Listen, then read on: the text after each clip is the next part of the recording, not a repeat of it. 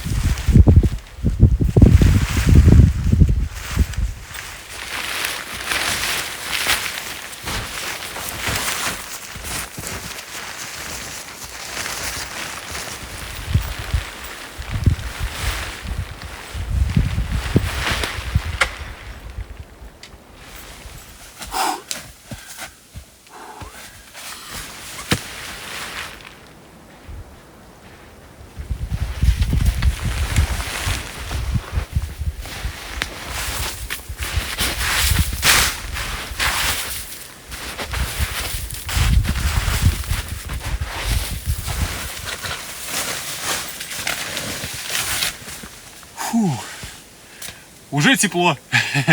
Печку не поставил, но пока собирал палатку, несмотря на то, что она полуавтоматическая, уже немножечко так вспотел. Конечно, настоящие туристы, настоящие походники снег сразу бы убрали на площадке, на которой потом ставится палатка. Но это у меня первый опыт вообще в использовании именно зимней палатки. Я зимой с палаткой ни разу не ночевал, в принципе, да. Поэтому не судите строго. Сейчас тогда очищаю весь снег, который здесь есть в палатке внутри, да? И будем устанавливать печку. Посмотрим, как вообще здесь установить ее, где... А, вот, вижу. Вот вход, разделка под печку, под трубу.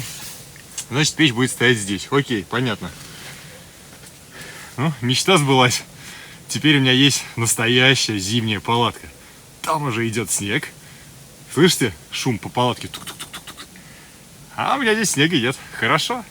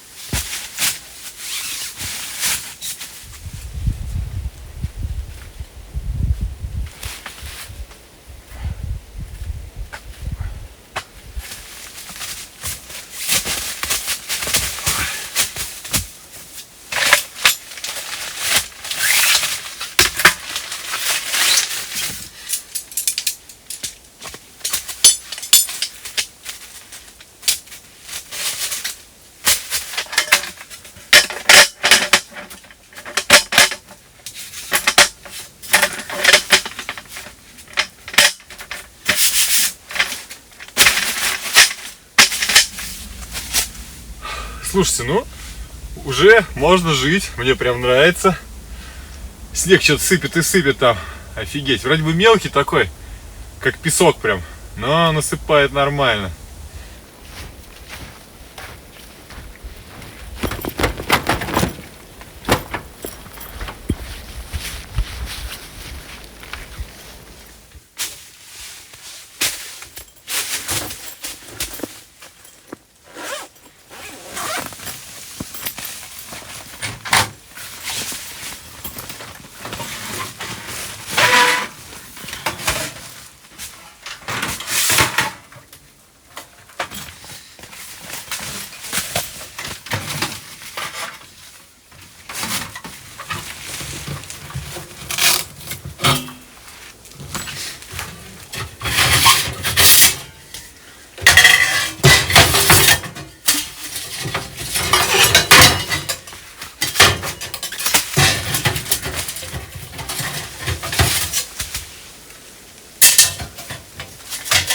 Ой, ничего себе. Перчатки даже есть в комплекте, чтобы руки не обжечь. Вообще шикарно. Класс.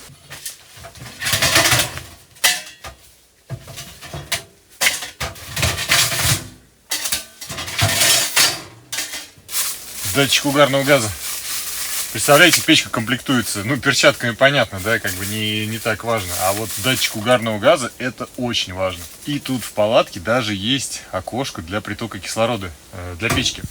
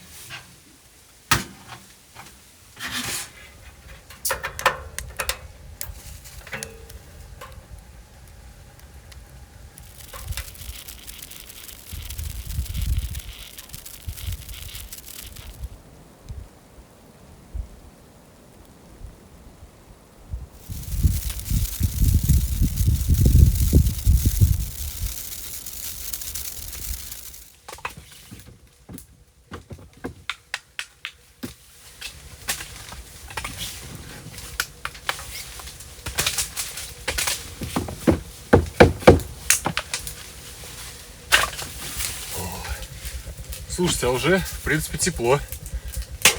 И это с открытой дверью. Пока что прям меня радует печка, радует палатка. Я смотрю, здесь всякие есть защелки. И я так думаю, можно будет, наверное, либо светильник повесить, либо я еще керосиновую лампу взял. Ну, керосинку лучше, наверное, на стол поставлю. А сейчас, раз печка комплектуется датчиком угарного газа, то, собственно, я его соберу, этот датчик. Ну его нафиг, как говорится, мало ли, не дай бог, что случится. Вот так вот забалдеешь, уснешь и не проснешься. Поэтому лучше пусть будет включен.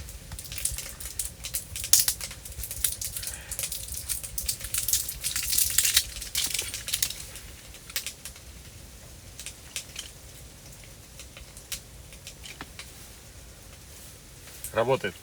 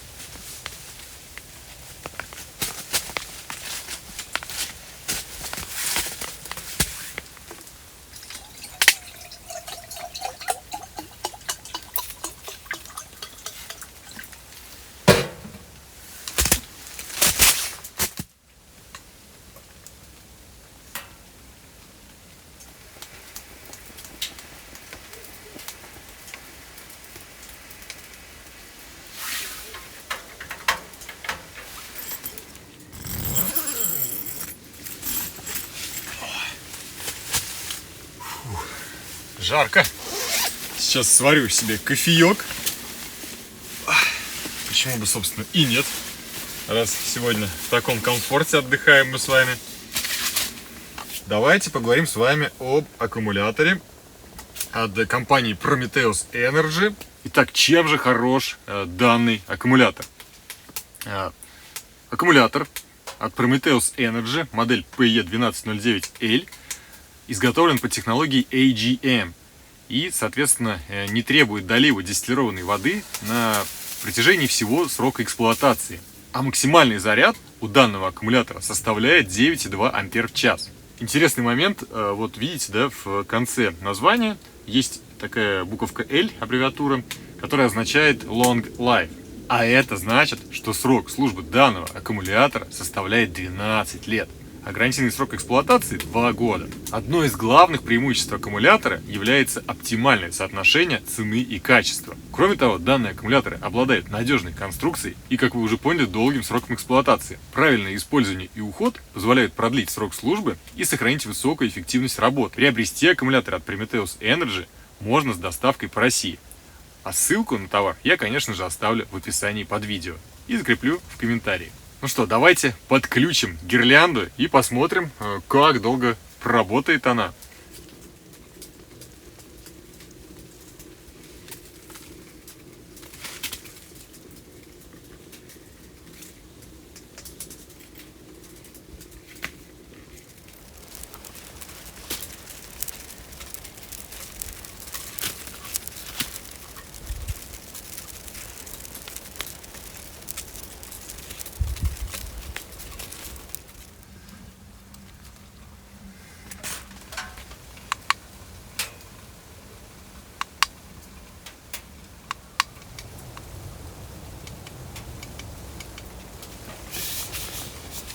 После выхода этого видео я предлагаю разыграть данный аккумулятор с вот этой вот приспособой, через которую можно теперь подключать USB устройство.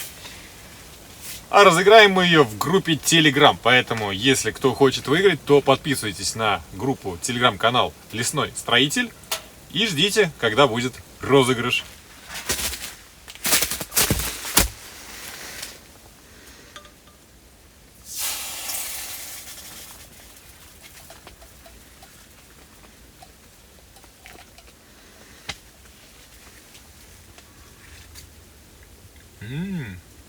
Шикарно.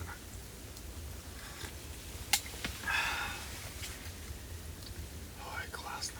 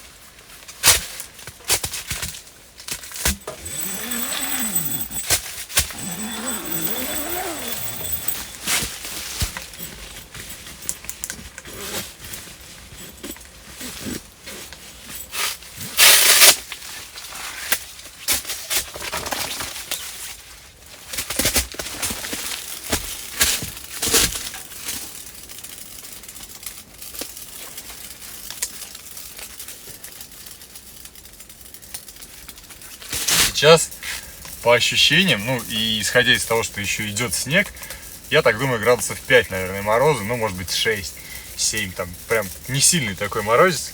Я предлагаю и вам, и мне сделать небольшую паузу. Я попью чай с печеньем, вы можете сбегать на кухню, или если вы сидите за столом, то бежать никуда не надо. Опять-таки, наливайте что-нибудь вкусненькое себе, берите что-нибудь поесть, закусить, вот, и будем отдыхать вместе.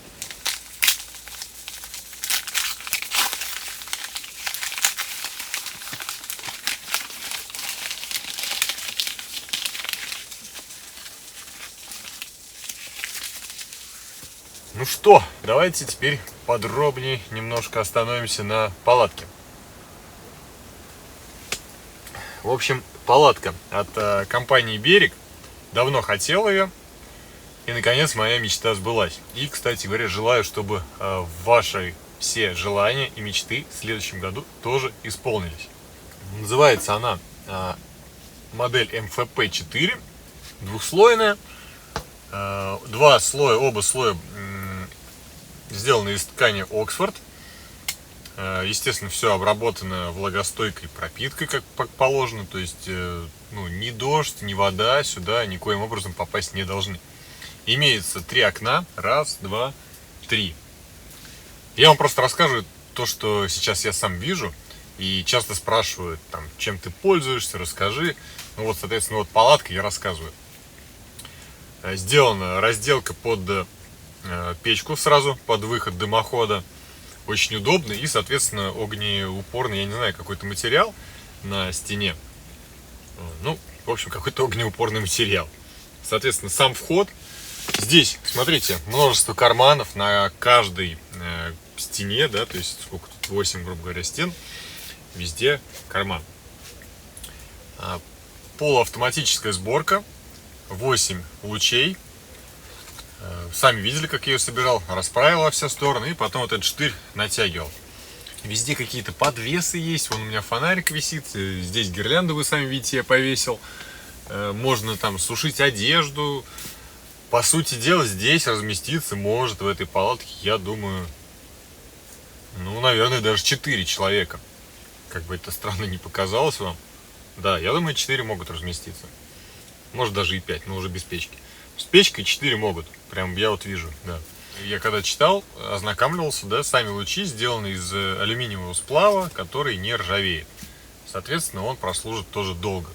Вот пока такой предварительный отзыв, а потом в дальнейшем, если что, я буду дополнять и вам что-то рассказывать.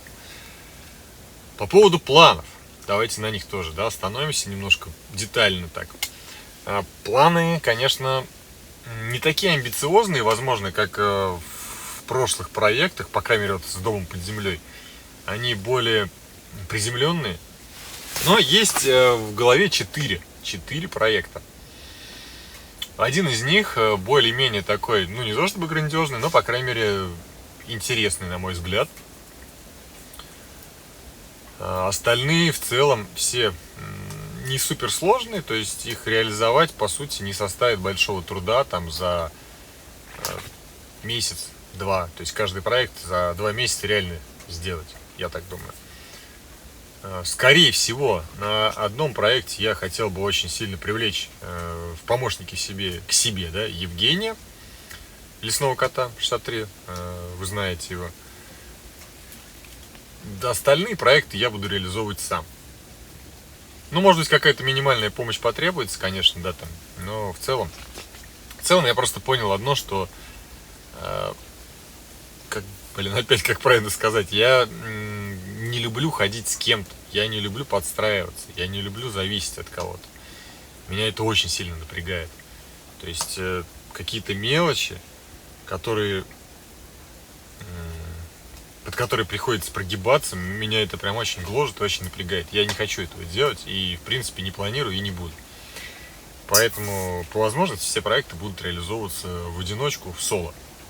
Как это правильно? Как это сейчас модно называть? Из целей, которые мы с вами вместе достигли, это, конечно же, нас стало более 200 тысяч на канале, то есть 220 тысяч подписчиков. Но по большому счету это не важно, потому что главное не количество подписчиков, главное количество просмотров. То есть может быть подписчиков 1 миллион, а просмотров 50 тысяч. Поэтому, ну и что? Мы с вами вместе, не побоюсь этого слова, выиграли премию DIY блогер. Это ваша заслуга по большей части. И, конечно же, и наша тоже. То есть почему наша? Потому что, наверное, все-таки эту премию удалось выиграть благодаря проекту «Дом под землей». То есть он слишком глобальный, к нему был огромный интерес. Он много раз заходил в тренды Ютуба. Неоднократно я это отслеживал, смотрел. То есть летом вообще там 7 или 8 серий первых постоянно в трендах мы были. Но это круто. То есть вряд ли такое повторится. Я так думаю, вряд ли. Надо быть объективным и смотреть реальности в глаза. Но было круто, это было классное время. Я надеюсь, следующий год, по крайней мере для меня, будет не хуже, а будет лучше. Для вас, как для зрителей, возможно, да, то есть что-то изменится в худшую сторону, как ну, в вашем понимании, да.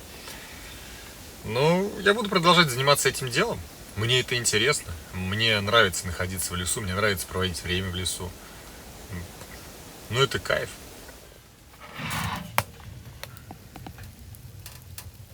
Я думаю, что так жарко стало?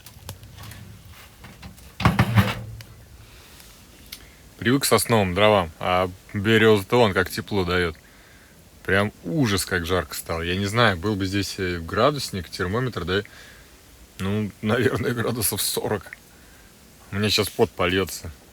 Обалдеть вообще просто. Ну, это круто, реально круто. В минус 30 однозначно в этой палатке как минимум будет комфортная температура. Я не говорю о том, чтобы там было плюс 30, плюс 40, но будет тепло, это 100%.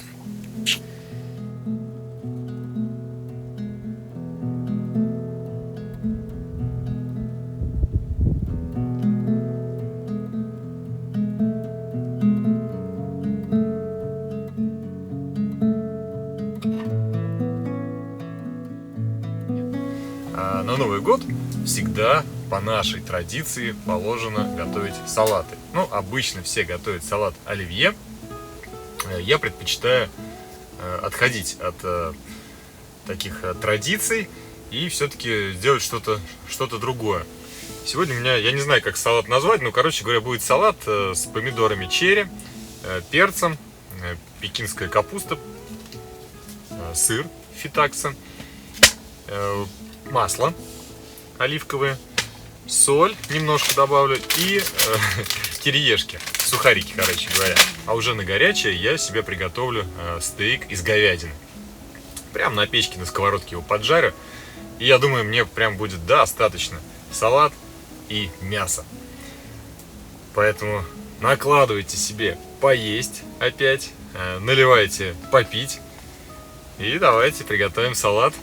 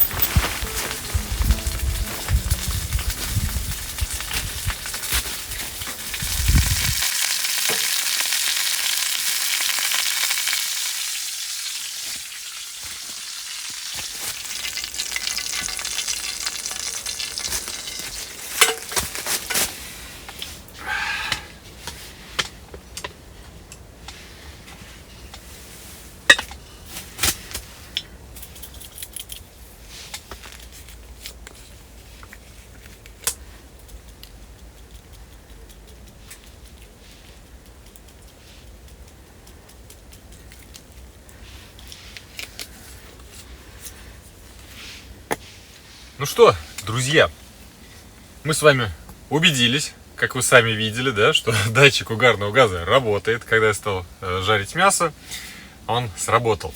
Это хорошо, значит, ночью можно спать спокойно и не переживать. Еда готова. Я думаю, и у вас тоже все готово. И самое время сделать пожелание для вас на следующий год. Желаю в первую очередь вам всегда оставаться здоровыми. Это самое главное в нашей жизни. Желаю всегда вам быть подписанными на канал Лесной Строитель и продолжать его смотреть. Это обязательное пожелание.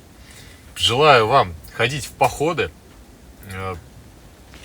Не обязательно вот с такой палаткой, да, то есть хотя бы на дачу.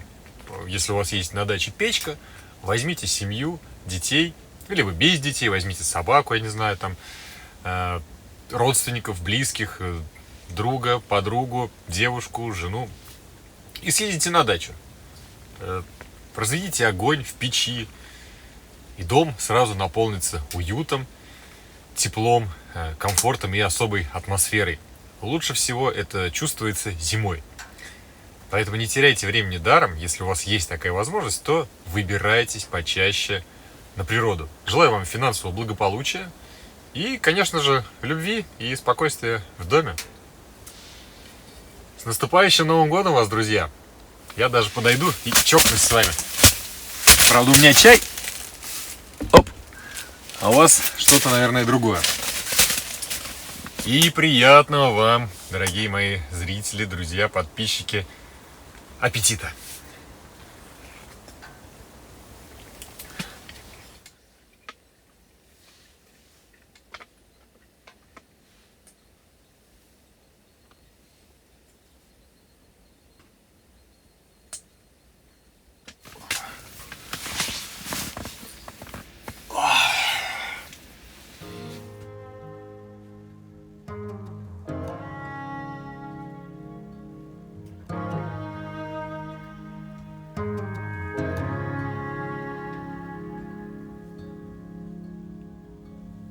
On the graves, in the cracks of 1,000 leaves, somewhere in between, our past and our future rolling over.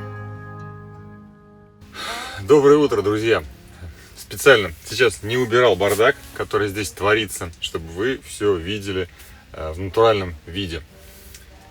Спальник незаправленный, плед вон на полу валяется, да и сам я в термобелье сижу.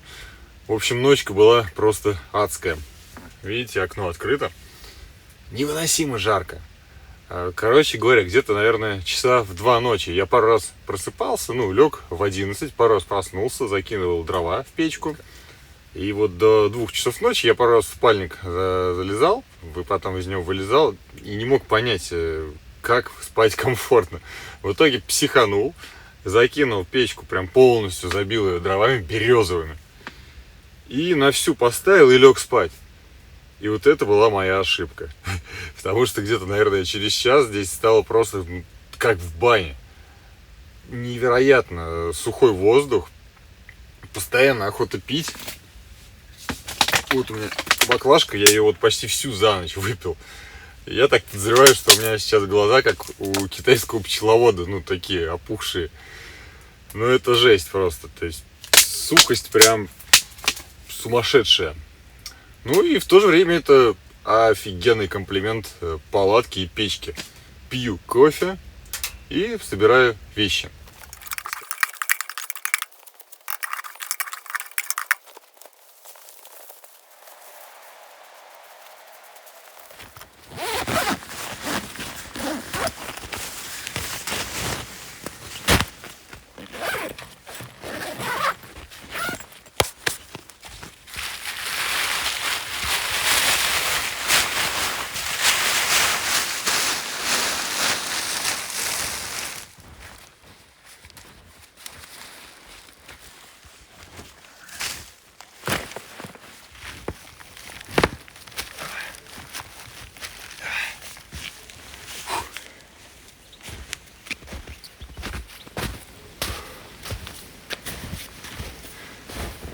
Ну что, дорогие зрители и подписчики канала Лесной Строитель, спасибо вам, что посмотрели этот видеоролик до конца. Не забывайте подписываться на канал, если вы еще до сих пор не подписаны. Обязательно напишите комментарий по поводу того, понравилось ли вам такое видео. В дом под землей, к сожалению, в этом году уже больше сходить не получится, но обязательно в следующем году мы с вами вновь там увидимся. На этом все. Еще раз поздравляю вас с наступающим Новым годом. До скорой встречи уже в 2024 году. Пока-пока.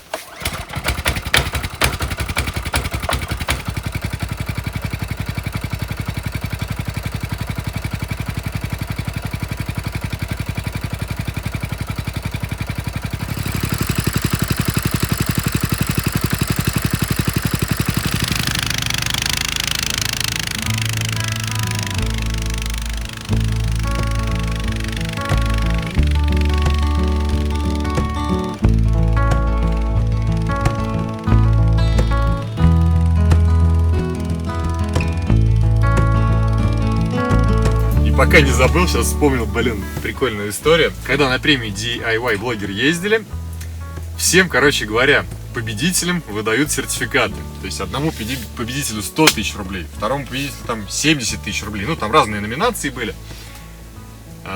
Я думаю, ну ништяк. Выхожу на сцену, и мне дают такой ядерный чемоданчик.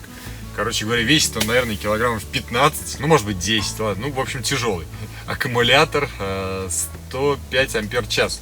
В итоге, когда вся эта церемония награждения закончилась, нам еще дали каких-то там подарков, рулеток, всякой ерунды, вот этой вот целые мешки. Выхожу из помещения, вот так вот, не знаю, за что хвататься, вот премию даю Руслану, говорю, Руслан, на, неси, помоги, говорю, я не могу справиться.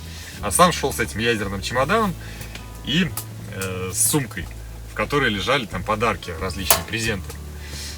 Вышли, 100 метров проходим, Руслан спотыкается, я не помню, то ли он упал, по-моему, не упал, да. Но, в общем, он эту статуэтку роняет на асфальт, она падает, у меня уже там вся жизнь перед глазами промелькнула, я думаю, ну все, короче, нахрен разбил он эту статуэтку.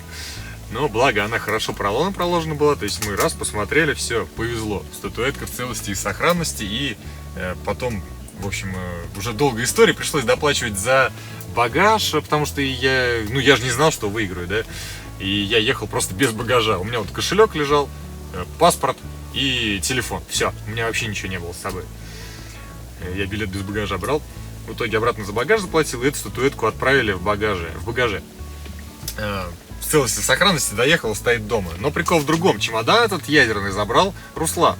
Потому что я говорю, куда мне его в самолет? Я и так без багажа. А мне статуэтку надо это в багаж запихнуть. И еще этот дурацкий чемодан.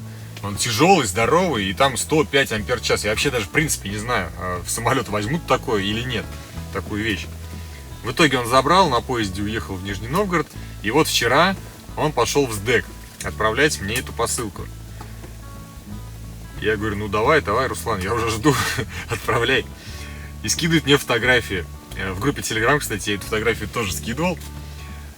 Этот аккумулятор похож на... Я не знаю, на что он похож, но похож на бомбу. То есть вот когда открываешь чемодан, там как бомба. Какие-то провода, пена, всякая непонятная такая вот структура. Ну никто не подумает, что это какой-то аккумулятор. Реально, вот... Менты остановят, если на посту ДПС, да, этот чемодан попросят открыть и скажут, что у меня бомба, еще задержат и до выяснения обстоятельств, и, короче говоря, это долгая история будет.